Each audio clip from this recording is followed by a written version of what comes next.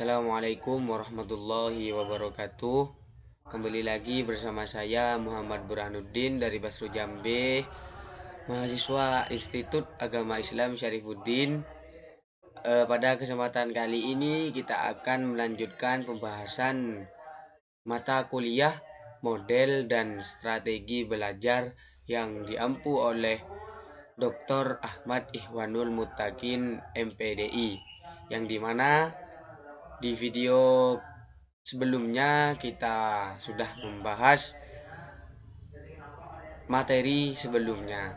Untuk materi kita selanjutnya yaitu teori behaviorisme dan teori konstruktivisme. Apa itu teori behaviorisme dan apa itu teori konstruktivisme? Kita akan bahas satu persatu, mulai dari teori behaviorisme, kemudian teori konstruktivisme. Yang pertama ada teori behaviorisme. Teori belajar behaviorisme adalah teori belajar yang fokus terhadap perubahan tingkah laku individu sebagai perolehan dari pengalaman yang diakibatkan adanya stimulus dan respon. Pengertian tersebut sejalan dengan pendapat Tobroni 2015 halaman 55 yang mengungkapkan bahwa teori belajar behaviorisme merupakan suatu teori perihal perubahan perilaku sebagai perolehan dari pengalaman. Jadi, yang dimaksud dengan teori behaviorisme itu adalah teori belajar yang berfokus terhadap perubahan tingkah laku individu sebagai perolehan dari pengalaman. Nah, maka yang dimaksud dengan teori behaviorisme itu adalah perubahan salah satu individu akibat adanya pengalaman-pengalaman tertentu, begitu, dan juga adanya stimulus dan respon. Nah, apa itu stimulus dan respon? Di sini juga dijelaskan teori stimulus respon. Teori stimulus respon mengasumsikan bahwa kata verbal, lisan atau tulisan, isyarat-isyarat nonverbal, gambar-gambar, dan tindakan-tindakan tertentu akan merangsang orang lain untuk memberikan respon dengan cara tertentu. Proses ini dianggap sebagai pertukaran atau pemindahan informasi atau gagasan. Nah, maksudnya apa? Teori behaviorisme selain juga terdapat pengalaman di situ, juga dibantu dengan adanya teori stimulus respon, yang di sana terdapat kata verbal, isyarat-isyarat nonverbal, gambar-gambar atau tindakan tertentu yang merangsang individu tersebut untuk memberikan respon secara tertentu. Dan juga proses ini dianggap sebagai pertukaran atau pemindahan informasi atau gagasan. Jadi, selain juga berfokus terhadap perubahan tingkah laku, di sini juga melatih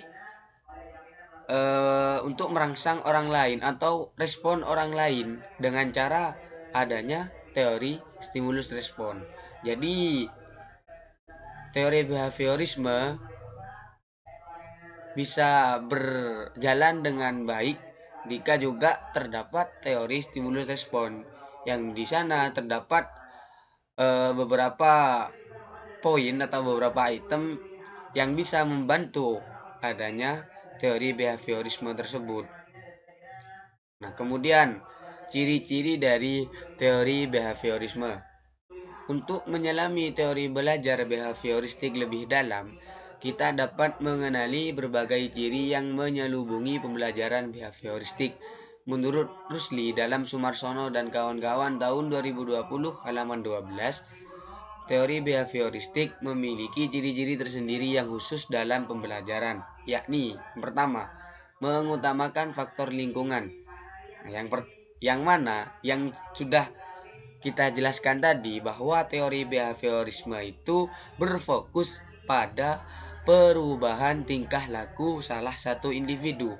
Nah, ciri-cirinya yang pertama ya mengutamakan faktor lingkungan, karena perubahan individu tersebut juga harus ada faktor dari lingkungan. Begitu.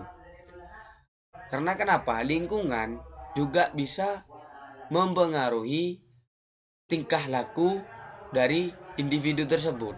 Begitu. Kemudian yang kedua, memfokuskan tingkah laku yang terlihat melalui pemakaian metode objektif. Kemudian setelah kita mengutamakan faktor lingkungan, juga tingkah laku dari individu tersebut juga harus kita pikirkan juga, harus kita fokuskan juga. Gitu. Kemudian yang ketiga, bersifat mekanis atau mengutamakan reaksi dan mekanisme, refleks dan kebiasaan-kebiasaan. Kemudian setelah mengutamakan faktor lingkungan, kemudian tingkah laku, di situ juga ada refleks dan kebiasaan-kebiasaan. Nah, yang namanya kebiasaan pasti ada dalam setiap individu. Nah, makanya itu harus kita pandang juga kebiasaan-kebiasaan dari seorang individu tersebut bisa dirubah atau tidak, begitu. Kemudian yang keempat, lebih mengutamakan masa lalu atau berpikiran historis. Artinya, seluruh perilakunya dapat dibentuk oleh pengalaman-pengalaman dan latihan-latihan. Yang keempat adalah lebih mengutamakan masa lalu atau berpikiran historis. Artinya, seluruh perilaku dari individu tersebut dapat dibentuk dari pengalaman-pengalaman yang pernah dia lakukan atau latihan-latihan yang pernah dia lakukan. Begitu.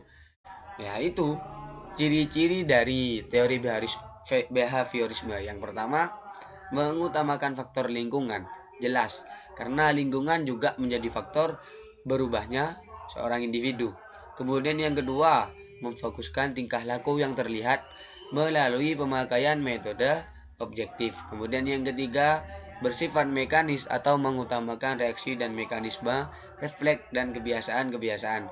Yang terakhir, lebih mengutamakan masa lalu atau berpikiran historis. Artinya, seluruh perilakunya dapat dibentuk oleh pengalaman-pengalaman dan latihan-latihan.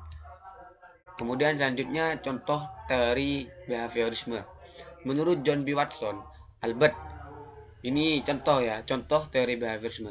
Albert, seorang anak berusia 8 bulan yang sebelumnya tidak takut sama sekali dengan tikus putih, ternyata dapat dibuat menjadi takut kepada tikus putih. Bahkan segala objek yang berbulu putih seperti kelinci dan topeng Santa Claus. Inilah contoh teori behaviorisme menurut John B. Watson. Sudah jelas, karena menurut keterangan tadi, di mana teori behaviorisme itu berfokus pada perubahan seorang individu. Nah, di sini contohnya adalah Albert. Nah, Albert ini adalah seorang anak yang berusia 8 bulan yang sebelumnya tidak takut sama sekali terhadap tikus putih. Nah, kemudian dapat dibuat menjadi takut kepada tikus putih. Bahkan bukan hanya tikus putih saja, bahkan segala objek yang berwarna putih atau berbulu putih. Bukan berwarna putih, yang berbulu putih, seperti kelinci atau topeng Santa Claus. Nah, itu bagaimana caranya? Ya pasti John B. Watson ini melakukan sesuatu yang bisa merubah kebiasaan-kebiasaannya Albert, atau merubah dari kebiasaan-kebiasaannya Albert itu yang sesuai dengan ciri-ciri teori behaviorisme, yang asalnya Albert ini tidak takut terhadap tikus putih. Nah, kenapa kok bisa takut kepada tikus putih? Nah, bahkan bukan hanya tikus putih, segala objek yang berbulu putih. Begitu. Nah, itu contoh dari teori behaviorisme. Kemudian yang kedua ada teori konstruktivisme.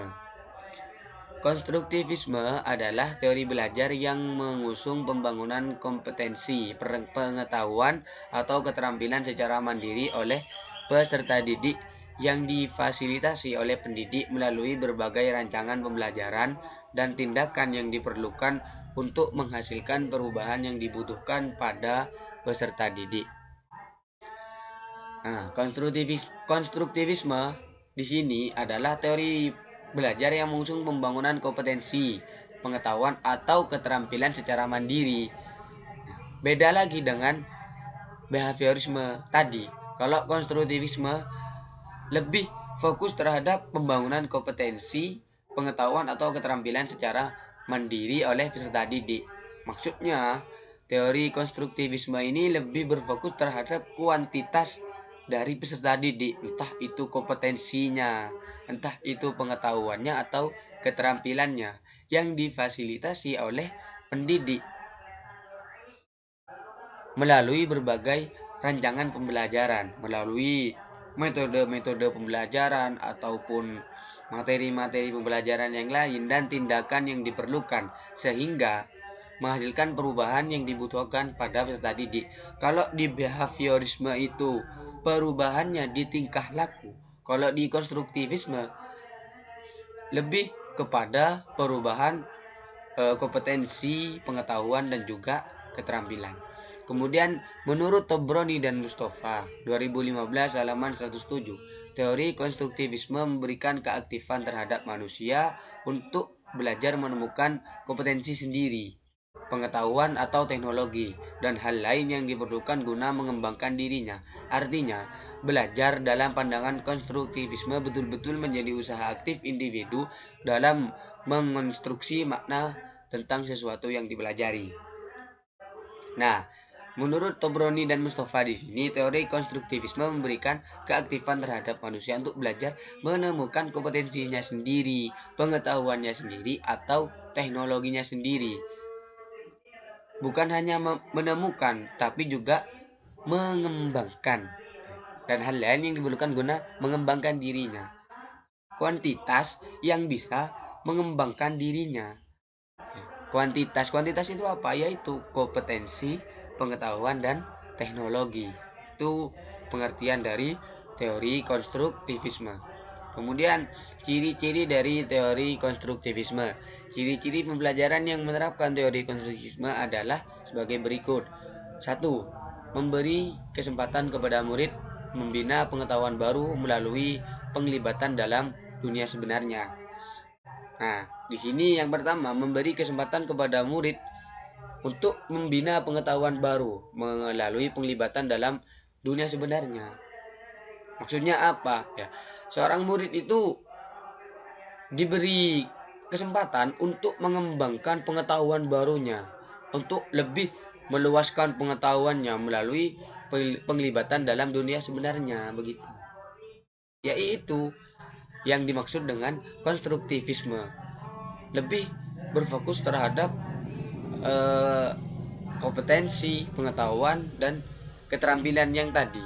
Kemudian yang kedua, menggalakkan ide atau gagasan yang dimulai oleh murid dan menggunakannya sebagai panduan merancang pengajaran. Menggalakkan itu seperti apa ya? Menerimalah, atau ya bisa dibilang menerima ide gagasan yang dimulai oleh murid, kemudian menggunakannya sebagai panduan merancang pengajaran. Ini yang kedua, ciri-ciri yang kedua termasuk mengembangkan kompetensi siswa.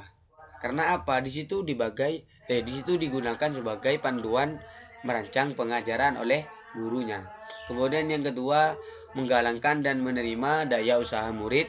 Yang keempat, menggalangkan murid bertanya dan berdialog dengan murid dan guru. Yang kelima, menggalangkan proses inquiry murid melalui kajian dan eksperimen.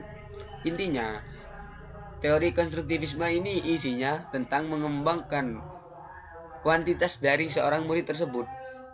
Mulai dari kompetensinya, mulai dari pengetahuannya, kemudian keterampilannya, guna untuk mengembangkan dirinya, begitu. Jadi agar murid tersebut tidak hanya stuck di situ saja, tidak hanya sampai di situ saja perkembangannya, maka adalah teori konstruktivisme. Kemudian contoh teori konstruktivisme, pelajar didorong menjadi subjek yang aktif mengelola informasi yang diperoleh. Dalam pendekatan konstruktivis, siswa tidak hanya menerima informasi, mereka aktif dalam proses pembelajaran, mencari, mengevaluasi, dan mengintegrasikan informasi untuk membangun pengetahuan mereka sendiri. Nah, ini salah satu contoh dari teori konstruktivisme, yang mana mereka itu harus aktif dalam proses pembelajaran, mencari, mengevaluasi, dan mengintegrasikan informasi tersebut untuk membangun pengetahuan mereka sendiri. Ya, yang seperti sudah dijelaskan tadi, bahwa teori konstruktivisme itu lebih berfokus terhadap, lebih mengembangkan terhadap pengetahuan atau kompetensi mereka. Intinya berbeda lah, ya memang jelas berbeda dengan teori behaviorisme tersebut tadi. Kalau teori behaviorisme itu berfokus terhadap perubahan individu yang bisa dibantu melalui pengalaman-pengalaman atau latihan-latihan yang pernah mereka ikuti. Kalau konstruktivisme ya intinya kuantitas mereka harus bertambah atau berkembang begitu. Jadi kurang lebih seperti itulah penjelasan tentang teori behaviorisme dan konstruktivisme. Dan apabila ada sedikit banyak kekurangan dari saya selaku pemateri, kami mohon maaf yang sebesar-besarnya, karena hanya ini yang bisa saya usahakan dan bisa saya sampaikan. Mudah-mudahan bermanfaat dan bisa menambah wawasan bagi kalian semua yang menonton video ini. Kurang lebihnya mohon maaf. Wassalamualaikum warahmatullahi wabarakatuh.